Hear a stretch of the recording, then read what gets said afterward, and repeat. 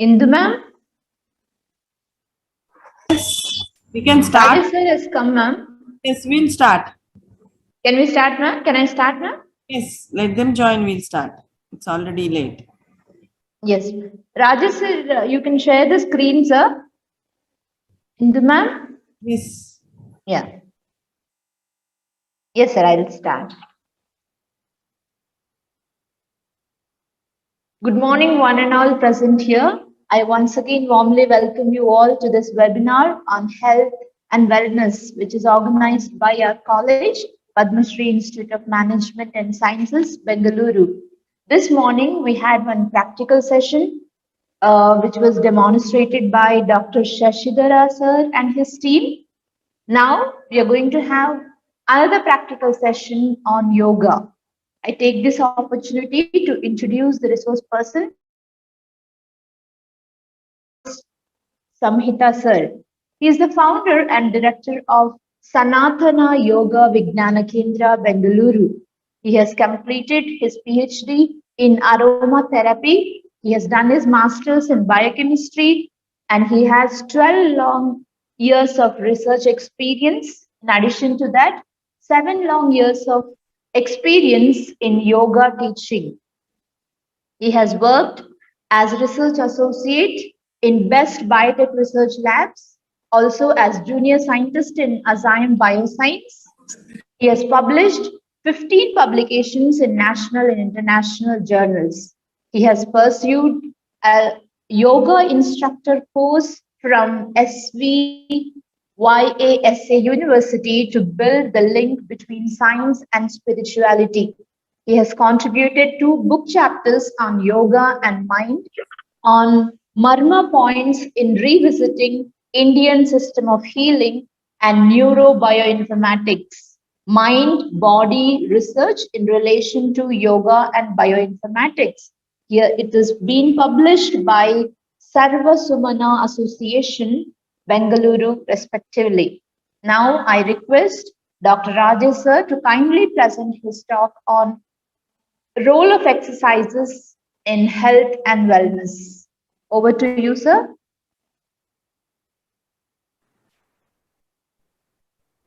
Thank you, madam. Thank you for the introduction.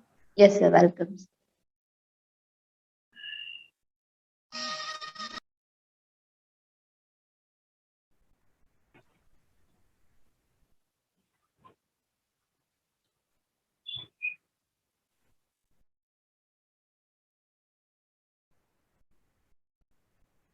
So, is my slides are visible? Yes, sir. So, wherever you are there, sit straight, gently close your eyes. Let us chant 3 times Omkara.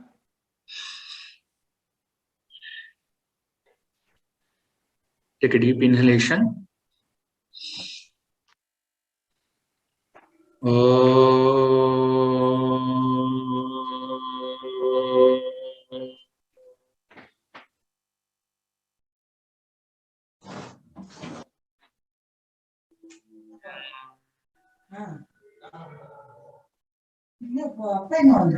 Once again, inhale.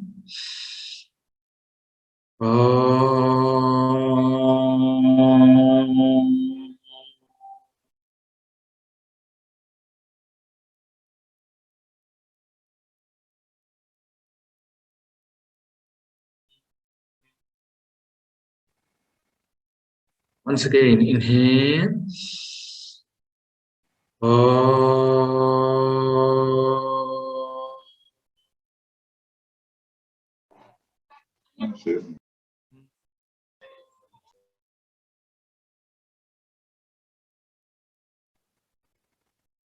Release.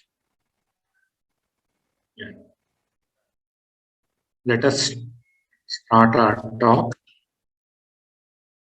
I think the people who attended the last talk, they might remember the slides, especially this slide. So if you want to have a good health, you should have a flow of good prana and the stable nadis and the prana vayus should be in equilibrium, and Vata, Pitta, Kapha, that should be in equilibrium, and the stable chakras. So all these things are important if you want to have a good health.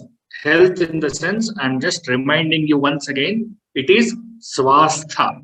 In the last class or in the last presentation, I had told you what is the difference between the health and the swastha. So we need to, if you need to be a swastha purusha or swasthya purusha, then you should have these proper, the pranavayu, stable nadis, and vata, pitta, kapha, and chakras. So the thing is, see, whenever we are learning the things, always we should go from known to unknown. Okay? Even in the research also, you might be doing many research, even life science or anything. Okay? Always in the research, you should always go from known to unknown. That means there will be some things you know, you will catch that point, then you start analyzing the unknown things. It is very difficult to go from unknown to unknown. Okay, so that is why here also we are going from known to unknown. That means, see, you know the physical body. If you keep your physical body, your mind will be healthy. If you keep your mind healthy, then your you will lead a life of spirituality. So that is the principle here. If your body itself is not healthy, definitely your mind cannot be healthy. When your mind cannot be healthy, definitely you cannot lead a spiritual life or the swastha purusha life or the swastha purusha. You cannot be a swasthya purusha. So that is why the body, the physical body, what you are seeing, what you are experiencing, maintaining that is very important. If you could maintain that, it means that your pranavayu is working properly, and the nadis, in the last presentation I had told you, it's a path of the movement of the pranavayu that will be, you will not be having it, that will be proper, and vata pitta will be in equilibrium, and the chakras will be stable. It is only when you keep your body strong and stable. For the stable nadis, I want to give an example. For example, imagine you're traveling from here to Mandya, okay, Mysore or Mandya district or Mysore, anywhere. It's around nearly from Bangalore to Mandya, it is around 80 kilometers. I'm just giving an example. Nearly 6 or 7 years back, they did a survey. In that survey, what they came to know that is, in nearly 70 to 80 kilometers, there are around 78 humps were there. That means the speed breakers were there. If that is the case, what happens to the vehicle? It never get that speed to travel. Each kilometer, you will have a speed breaker, then again you have to restart. The same thing happens with the nadis. That speed breakers in the nadis, it is called as pranic blocks. That means which hinders the movement of the flow of prana. Those are called pranic blocks. Those pranic blocks can be removed through the exercise. For example, since we are in the online, in the offline, we can show examples very easily. See, if you make the people to sit straight for nearly half an hour or 1 hour, they will not be able to sit. What happens? After 10-15 minutes, the body goes like this. Then half an hour, it goes like this. Then it starts going like this. Okay, we will sit like this. That is because of there is no pranic flow, proper pranic flow at the back. So it is hindered by the pranic blocks. Okay, so that is why with the exercises, with the yogic exercises, we have to make our body or the nadis which is free of the pranic blocks. If it is free of pranic blocks, you will not feel those problems. So that is why we need the yogic exercises. So once you are done with that, once your body is ready, so naturally it will lead to a good mind. Then in turn it leads to a good swasthya purusha, as definition we have seen in the last class. Okay. So with this basic background, let us enter into today's talk, that is role of yogic exercises in health. What practically happens? So according to Patanjali Yoga Sutra, there is a sutra called Tato Dvandva Anabhigataha. That means by doing the exercise, what happens? It removes the duality in life. That is the first thing which happens by doing the yogic exercises.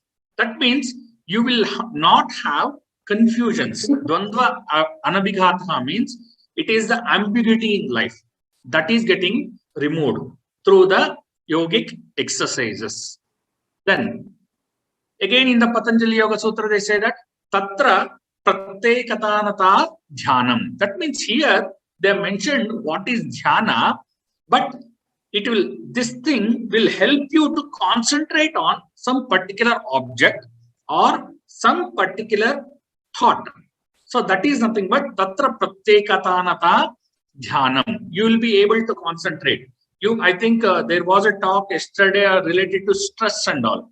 The basic feature of this stress and other things is you are not able to concentrate on anything. Here also, our students, they come with the problems, the customers or clients will come with the same problem. That means they are not able to concentrate on one particular thing. So in the Patanjali Yoga Sutra, they have mentioned the dhyanam. So that is nothing but it helps in concentrating on one particular point. Then in Hatha Yoga Pratipika, they say yato nishcharati manaschanchalam astram tatasto niyamya tadatmanyeva vasham nayet. So it is again whenever the mind wanders away or restless, this is the same characteristics of a stressed person. So when it is restless, so what you have to do is just take it back and focus it on God. Here the God means nothing like any idol or anything like that. It is just some object or on some particular thought. Keep on, bring it back or pull it back. So that will help you to calm your mind. Again, there is in GHERENDA SAMHITA, there is one more shloka that is Chale Vatam Chale Chittam Nishchalam Bhavet Yogi Satanutmanoti Tato Vayu Nirodhayet. That means when the mind is disturbed, the body is disturbed or the breathing is disturbed. When the breathing is disturbed, the mind is disturbed. So what you have to do is get the steadiness over the mind. Get the steadiness over the breathing. Get the steadiness over the breathing. As already in the starting I told you, always you should go from known to unknown. So known is the breathing pattern. So try to concentrate on the breathing pattern. Then you will be able to get the steadiness over the mind. So that is what in GHERENDA SAMHITA it says. So for that, there are some exercises in yoga. Some people might ask, why not any other exercises? Okay, whenever I say, even a walking is an exercise, doing a gym is an exercise, or doing something is an exercise. Why only the yogic exercises you need? See, what happens in other type of the exercises is our mind is not stable. Not stable in the sense, for example, imagine you are in gym, okay? You're doing the treadmill. When you're doing the treadmill, either you will use a earphone and keep on listening on some songs, and or you'll be watching the TV and you'll be doing the treadmill, where your mind is outside your body. Okay. Then again, the same way, when you're doing walking with the friends and walking with the family or somebody, what you will do, you will talk on some unnecessary things or some movies. So when you keep on talking on something else, again, your mind is outside your body. But in yoga, we want your mind to stay in your body. So that is the principle behind this yogic exercises. If your mind, for example, now also in the modern yoga, they use mirrors to do yoga. That means in front of you there will be a mirror, like how it is in the gym. Even I don't suggest even that also, because whenever you are doing some particular exercises, your mind should be in your body. But what happens there? Your mind will be in the mirror. So that will not give the complete yogic benefits. So that is why the mind should not be outside the body, it should be inside the body. That is why we have to prefer the yogic exercises. So what are all the exercises? There are some exercises related to the breathing exercises. There are many things. I will touch some of the exercises. So breathing. So why we do the breathing? It will be a slow, deep, rhythmic breathing is the goal of breathing practices. That means you should be able to concentrate on your breath. Okay, so that is the main purpose. And the aim is to develop the awareness of breathing. So when you could able to analyze or keep your awareness on the breathing, again, what you are doing is you're training your mind to stay the mind in your body. So that is the purpose. Then by doing the breathing, all the lobes of the lungs will be utilized. And there are some karmas, that is actually in Hatha Yoga, they say before going to any asana or before going to any exercises, your body should be cleansed. So that is called as Shat Karma. It is told only in Hatha Yoga. Shat Karma means it is a 6 karma you have to perform. So what are all those 6 karma? One is the Neti, other one is Dhauti, third one is Nauli, Bhasti, Kapala Bhati, and Trataka. So all these 6 karmas will help you to remove the toxins from your body. So first thing is the Neti. So Neti, what we will do? We will take the salt water. Okay, again salt. Some science people, I can easily talk in the terms of science. Here, what they are doing is they are taking the saline, that is normal saline. It is not hypertonic or it is not hypotonic. Okay, they are taking the normal saline, which is 0.8% salt. So that is what they are using, and they will take that salt water, which is lukewarm salt water. Then they will pour in the left nostril or the right nostril and take it out from the other nostril. Again from the other direction they will do, and they will cleanse both the nostril. This is called as Jalaneti. This is called as Jalaneti. And if they use the cotton wick, now they are not using the cotton wick. Now they use the rubber catheter, rubber tube, a small, which is around 1 mm dia, okay, 1 or 2 mm dia. So they will insert that rubber catheter through one nostril and take it out from the mouth, okay, and they cleanse it. That is called as Sutraneti, okay. So with both of this, the nostrils, the passage of the movement of prana or the root will be cleared, okay. So you will be able to breathe properly. And next is Dhauti. See, now we have cleansed this nostril part.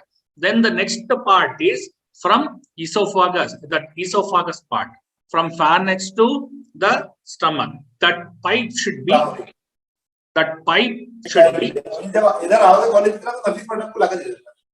Sorry.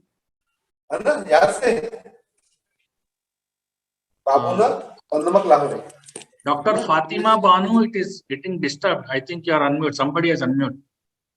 Sir, I have muted her, sir. Sorry. Sometimes by mistake it will happen. Okay. Okay. Sorry, sir. I have unmuted it. Okay, ma'am. You can carry on. So Dhauti. So Dhauti is from, again, cleansing the food pipe. So what we will do is, here we do take nearly 3 inches width the cotton cloth, okay, which is around 3 to 5 meters, or starting with the 1 meter, okay. They will take and they will swallow that. They will swallow that, and it reaches up to the stomach. Then they will take it out. Okay. So with this process, what happens is whatever the toxins which is deposited in the food pipe in the form of yellow color, it just comes with the cloth. So that is the cleansing of the food pipe. With the same thing, and one more is there is one more called as Vamana Dhauti. Vamana Dhauti means they will drink nearly 8 to 10 glasses of water. It is depending on their capacity. Here, whenever I say it is the water, it is always keep that thing in mind that it's isotonic solution, isotonic saline. Okay. So they will drink up to here, then they will vomit it. So that is called as Vamana Dhauti. And there is one more technique called as Danda Dhauti. They will drink nearly 4 to 5 glasses of saline, that is water, lukewarm water. Then they will keep a rubber catheter, which is nearly 1 inch width or 1 inch dia. So they will take it like this, and they will insert into the food pipe. Then the water comes out through that particular through that the rubber catheter. So that is why it is also called as Gajakarni. Because why it is called as Gajakarni is, whenever the water is coming out through that catheter, you feel like the elephant is through the trunk, it is just pouring out the water. So that is why it is called as even Gajakarni. Then the other technique is the Nauli. Nauli is the movement of the abdominal muscles. Movement of the abdominal muscles and strengthening the lower abdominal muscles. You might have seen Baba Ramdev. He used to move his stomach here, right side, left side, and rotation, all those things. Those things and all comes as a Nauli. And the other one is Bhasti. Bhasti is cleansing of the colon or the intestinal part. Intestine or the end part, colon part. Okay, so what here they do is, again, they will put the saline. It is also called as yogic enema. Yogic enema. If you know what is enema, then it is very easy to understand. They'll insert a pipe, the lukewarm saline water. Then they nearly 500 to 500 ml water. They will insert it. Then if you just remove that pipe, it will come out of all those which is collected in the colon. Everything will come out of the body. Then another one is Kapala Bhati. Kapala Bhati is again cleansing the Kapala is the skull. Okay, skull part, that is usually we say it as the forehead. Bhati means shining. It will make the skull to shine. So that is what the Kapala Bhati. It is the exhalation process, active exhalation and passive inhalation. With both the nostrils, there are many different types of Kapala Bhati is there. So they just exhale actively and inhale passively. So that is Kapala Bhati. And the other one is the Trataka. Trataka is for eyes. Okay. So to strengthen your eyes, the Trataka, usually there are 2 types of Trataka. One is Jyoti Trataka, other one is Jatru Trataka. So Jyoti Trataka is concentrating on a flame, which is nearly 2 feet distance in front of your eyes, and you have to just concentrate on the flame. So till your eyes waters. Okay, so that is one technique, that is Trataka, which strengthens your eyes. So these are all the prerequisite, according to Hatha Yoga. I am telling, these are all the prerequisite to start the asanas. That means first you have to cleanse your body, then you have to go for the asanas. So after cleansing the body, again, there are two types of vyayama. We call it as vyayama or exercises. So there are two types. That is, one is sukshma vyayama and other one is shitilikarana vyayama. So in the sukshma vyayama, what we do is, it is for the joints. So wherever you find joints in your body, so the exercise is done for that particular joints. And Shitilikarana Vyayama, it is mainly for spine, backbone, muscles, and the spinal column. Shitilikarana Vyayama. Sukshma Vyayama is bit slow and steady. Shitilikarana Vyayama is bit fast, because that is done for the flexibility. So in Sukshma Vyayama, so joints are the place in our body where two or more than two bones are connected with each other with the help to swing, turn, bend our head, torso, and limbs. So all the joints, whatever you see in the body, okay, there are many joints out there. So all those joints is done here. Then joints are vulnerable to many injuries. So Vyayamas help in maintaining the balance of strengthening and stretching, which lengthens ligaments, tendons, and muscles. Then routine yoga helps in preventing conditions such as osteoarthritis, in which cartilage protects the joint to deteriorate. Then repetition of exercises will help in squeezing nutrients and blood in the cartilage in order to be healthy and compresses body joints. You might know that these cartilages, especially these knee related cartilages, they are not supplied with blood vessels or veins. Okay, so whatever the nutrients is required for that, it has to be absorbed from the peripheral tissue or peripheral parts. So that is why these sukshma vyayama, that means loosening of the joints, will help you to maintain the healthiness of that particular cartilage. And strengthening of joints refers to strengthening of muscles which supports the joints. That is what I told now. So the cartilage is not supplied with your blood veins or nerves or something like that. So the nutrients has to be from the peripheral or the neighboring tissues. So if the neighboring tissues are strengthened, definitely the cartilage will be healthy. Then, so according to studies, meditation, asana, combination of these two will help in reducing the pain in people who are suffering with chronic conditions, back pain and arthritis.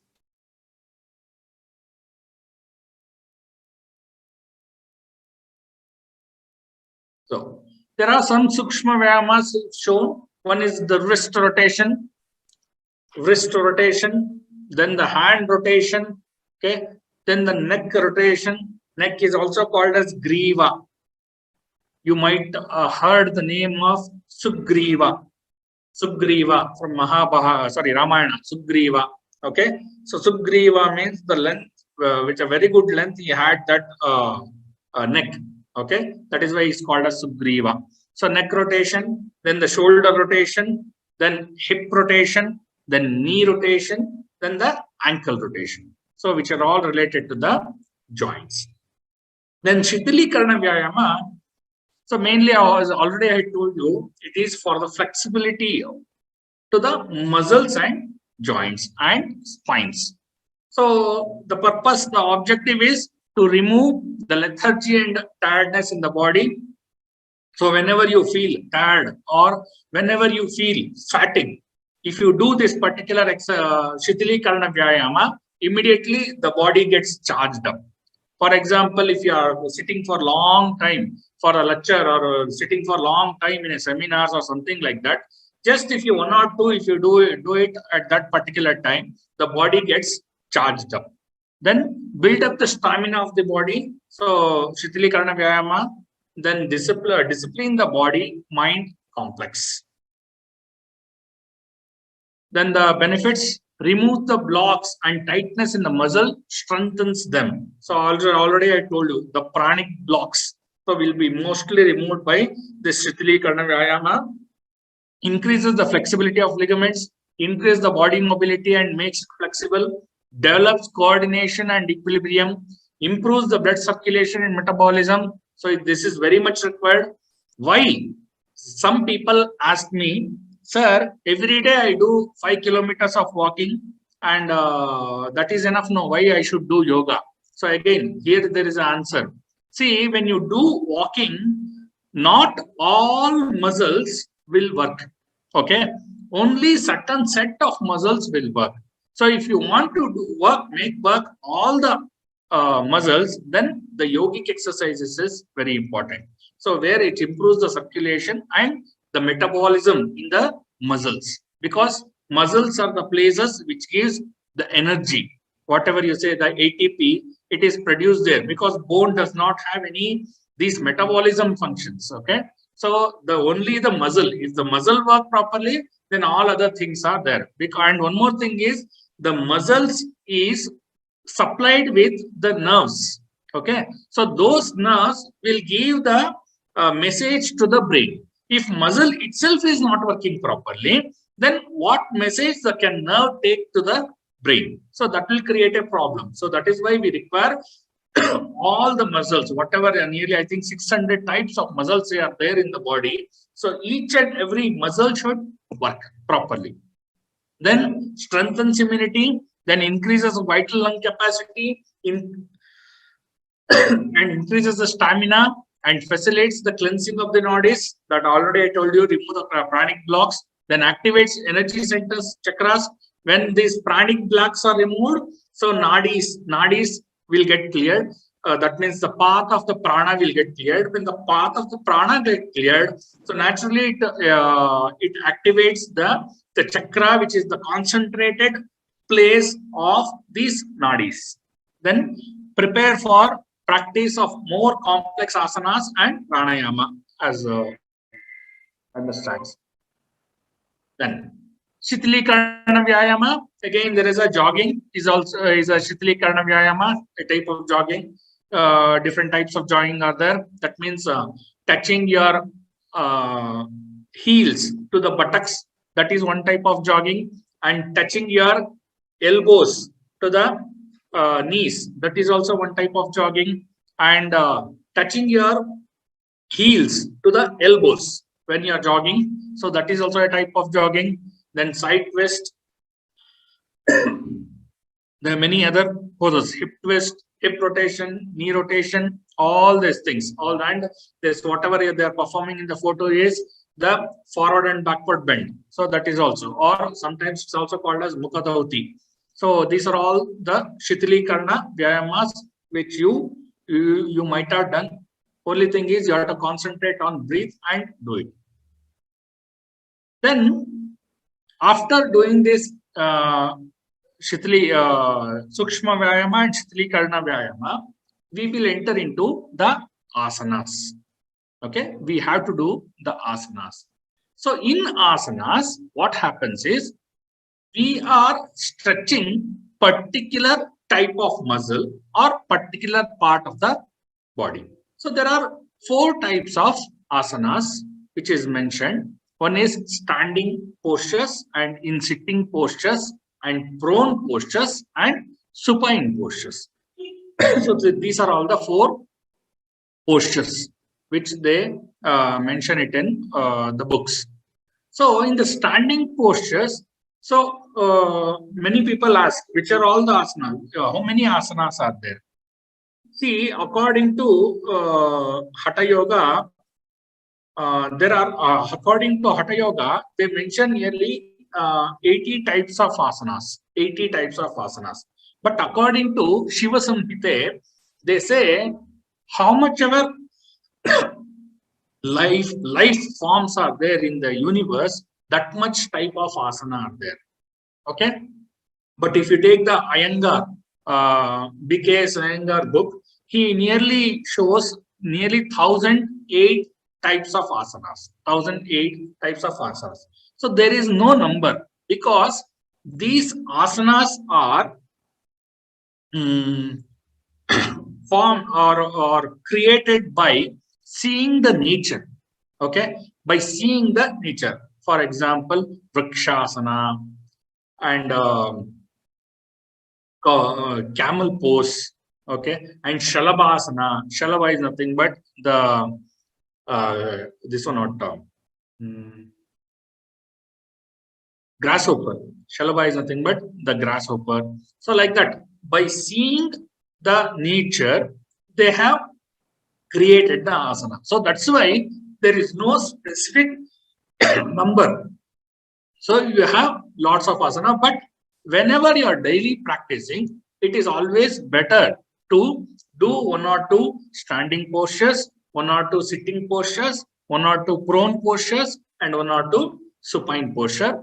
After doing this Sukshma and Shitilikarana Vyayamalu, once you have done the loosening, then do all these postures. So I'll just give what is asana and what is the advantage in one example. Okay, by pictures I will show. So the benefits asana is they stretch and relax the nerves. As already I have mentioned you, the muscles is supplied with the nerves. So if the muscles are working properly, a proper message will go to the brain through the nerves. If that is not working properly, just 1 sec, sorry.